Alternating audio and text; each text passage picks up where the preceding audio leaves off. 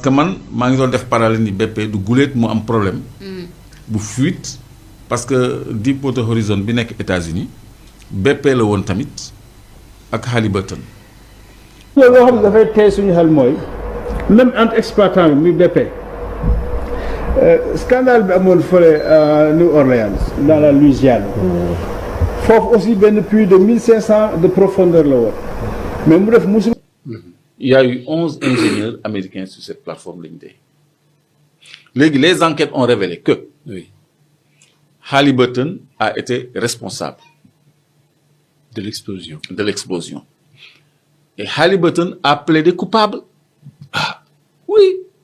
Parce qu'aux États-Unis, si tu ne plaides pas coupable, si on prouve ta culpabilité, tu t'en sors pas. Donc c'était volontaire. Ils ont plaidé coupable, mais ont argué que bi ñuy defar les pieux mooy tànk yi jàpp plateforme bi qualité ciment bi ñu ko defaree moo défectueux. C'est un peu tiré, c'est un peu fort de café d'ailleurs, mais loolu la ñu servir. Et ils ont été défendus jusqu'au Congrès parce que il y avait Dick Cheney, ministre de la Défense puis vice-président des États-Unis, qui était le directeur de Halliburton. Donc BP amoon na problème ak Halliburton ci Deepwater Horizon. Léegi on est à Sangomar, à GTA. Il faut me rectifier, mais je me rends compte que c'est encore BP et Halliburton. On me dira non, attention, c'est KBR qui est à GTA. Kellogg Brown and Root. Kellogg Brown and Root n'est rien d'autre qu'une filiale de Halliburton. Parce que Halliburton amee problème boobu ak BP justement. dafa bi mu ñëwee Sénégal plutôt dama ko dénoncé woon Clair Vision dafa signalé woon ni. kilomètre 1650 route de Rufisque amoon na ay hangars yoo xam ne ci biir Halliburton et cetera. Man sànq avant l'émission dama doon seetal Moustapha photo yi pour mu illustrer ko mais je suis venu à l'heure pile. Pour gars yi bañ a rater une émission. Da ngay gis ñu bind ci hangar ñetti hangar yi juste après usine matelas bi nekk kilomètre 16 route de Rufisque. Après usine matelas bi am na ñetti hangar yu taftaloo dañ ci bindoon Halliburton en rouge. Donc ñun bi ñu ko signalé dañ ko badigeonné en blanc peinture ko léegi bi ñu ko yëgee photo nañ ko noonu mais ci peinture bi da ngay gis Halliburton bi di transparaître. ci peinture bi parce que fattul woon carrément. Certainement c'était une première couche wala mu dese woon na wow. Donc loolu pourquoi ñu nëbb seen identité kooku ça veut dire que ñoom li ñuy def leerul. Mais je soutiens que ñooñu li ñuy def leerul mais nag on va pas trop extrapoler mais KBR bi nga xam ne moo réaliser les travaux en eau profonde parce que moom mooy seen spécialité te KBR mooy Halliburton man mon interrogation mooy naka la BP après l'incident de Deepwater Horizon mën a liggéeyewaat ak Halliburton mën a liggéeyewaat ak Kellogg Brown and Root bi nga xam ni filiale Halliburton la donc loolu jaaxal na ma te bi Gajaga tàkkee waa Halliburton la ñu woo de yaa ngi fàttaliku loolu. Et ils n'ont pas éteint le feu. Ils n'ont pas éteint le feu, c'est les Sénégalais qui l'ont éteint. Donc ñooñu fi Macky Sall indi yàlla xam na ni ñi ma yàgg suivre. yàgg nañ ma dégg ma leen di décrier nag léegi nag. Comparativement à l'incident de Deepwater Horizon nga xam ne c'est une remarque importante à l'endroit des enquêteurs. Qui s'ils sont dans des enquêtes ñu tenir compte ci paramètres yooyu. Deepwater Horizon plateforme bi dafa totalement détruit. Montre-nous les images, Moustapha. Dafa tàkk pendant des jours. Am une marée noire pendant des mois. États-Unis déploient tous ces moyens de secours et de préservation de l'environnement, de lutte contre les marées noires.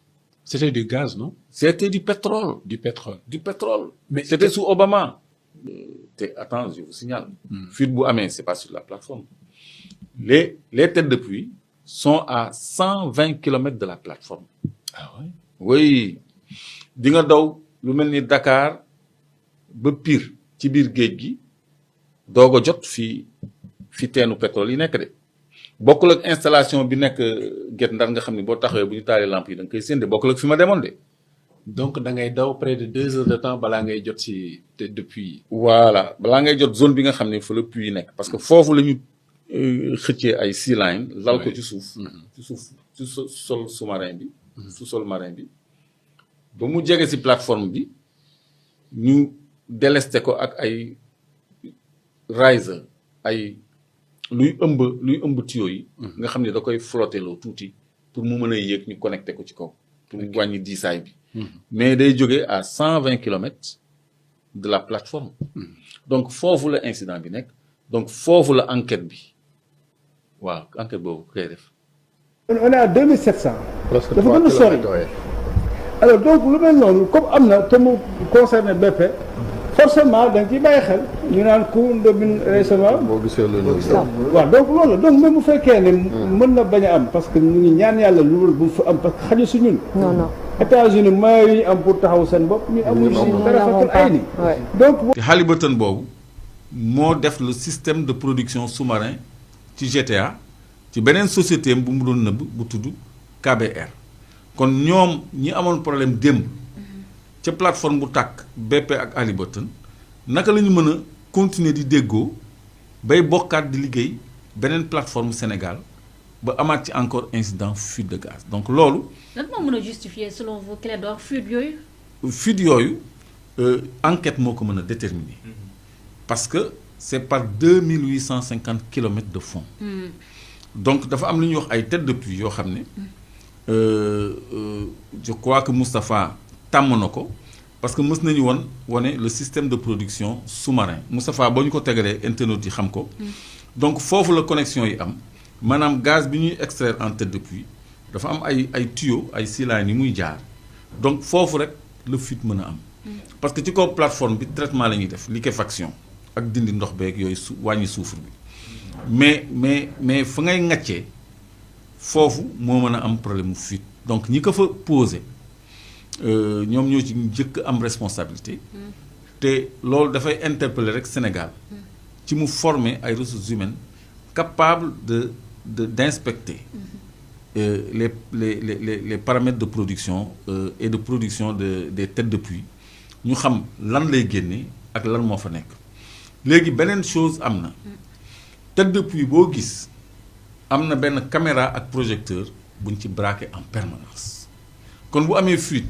war nga mën a am sax image yu fuite bi vraiment Moustapha bu ñu tegaloon système de production sous-marin bi yow di nga gis ni tête de puits bi caméra ak projecteur moo ko tiim pour que ñu nekk ci kaw plateforme bi am benn monitoring maanaam seen écran yu bëri yooyu nga xam ni secteur bu nekk dañ koy mën a teg bët lu fa am ñu teel ko gis teel a mën a intervenir teel a mën a agir kon tey jii ci wàllu enquête loolu la ñu war a njëkk a teg loxo pour mën a xam fuite bi lan mooy origine am donc loolu bu weesoo nag ñu xool naka lañ koy juguler parce que BP maa ngi doon wax ni dafa war a am gis nga projecteur bii lii caméra la boo xam ni lii mooy tête de puits bi ok lii day tiim lii dafa am monitoring léegi day tàkk ci kaw dañ koy mën a surveiller donc dafa am aussi ay connexion ay fil waneel beneen tête de puits bi nga xam ne am na connexion yi exemple bi mu gën a gis. voilà bii lii mooy caméra ak projecteur da koy tiim nii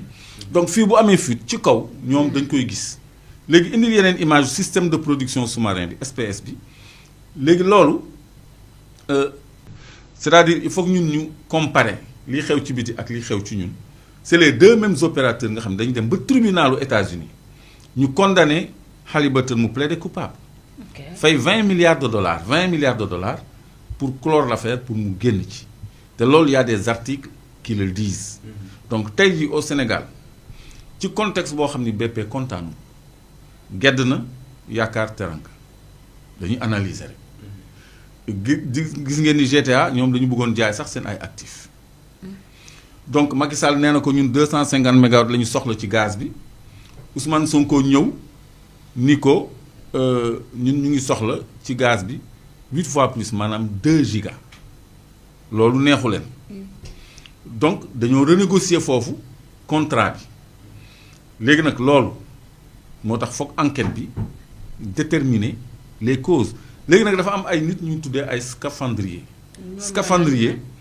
ay plongeur la yoo xam ne dañu leen di solal boule boo xam ni wañ gu diis la boo xam ni da leen di lester vers le bas da leen di diigal léegi ñoom ñooy def les travaux de maintenance sous-marin kon ñun dañu war a former ñu tam suñu ay propres scaphandriers pour ñu mën a wàcc à 2850 mètres de fond. 2800.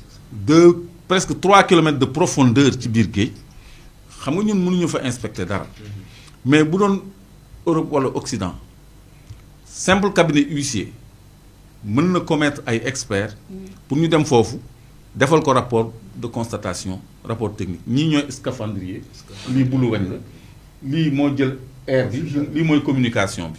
Et c'est des Sénégalais ñooy def lii. non bon am na ay sénégalais scaphandrier mais bëriwul. bëriwul. mais ñii ay Petrodive ay société de diving mooy plongée sous-marine. ñoom la ñuy fay ay milliards pour ñuy dem di réparer wala di liggéey def les travaux d'ingénierie sous-marin parce que kii ce n'est pas un plongeur c'est d'abord un ingénieur. ok doog a nekk un plongeur. parce que ingénieur kese mënul dem à 3000 mètres de fond. il faut nga am ay aptitudes nautiques. formation bu doog a mën a dem donc lii c'est des ombilicaux yoo xam ne moom mooy tax ñuy contrôler nu mu tuddati scaphandrier bi parce que bu fekkee ni da ngay wàcc ci trou par exemple harnais ngay sol harnais sa diggante tànk lañ koy def mais ñoom holster la ñuy sol pour sa mbagg lañ koy def leste la donc foofu lañ lay tenir lañ lay contrôler yoor la nga diig def li ngay def daal di ñëw boo xoolee sax gant la sol pour liggéey pour mën a manutentionner ay outils donc ñun il faut que ñu am ay ressources humaines yoo xam ne dinañu mën a may bët ci li ñuy gis ci suuf en plus des caméras yi nga xam ne mooy def monitoring ci tête de puits yi pour yu mel nii bu amee ñu xam ko. parce que 4 têtes de puits la nee nañu ci 2e tête de puits bi moo am fuite tête de puits A2 loolu la ñu wax ci communiqué ministère bi. donc benn sur 4 moo am fuite. donc je crois que dinañ ko juguler. ban jeexital la fuite yi war a mën a am ci environnement bi. voilà ñu bëri doon nañu ragal. mu am impact. ci faune ak flore sous-marine bi jën yeeg gàncax gi nekk ci biir ndox ci suufu ndox bi. mais impact bi du bëri. donc li mu mën a am ci impact bëriwul. parce que gaz dafay remonter day féete ci kaw tey jii boo nekkoon ci biir ndox nga noyyi bulles yi ci kaw la jëm.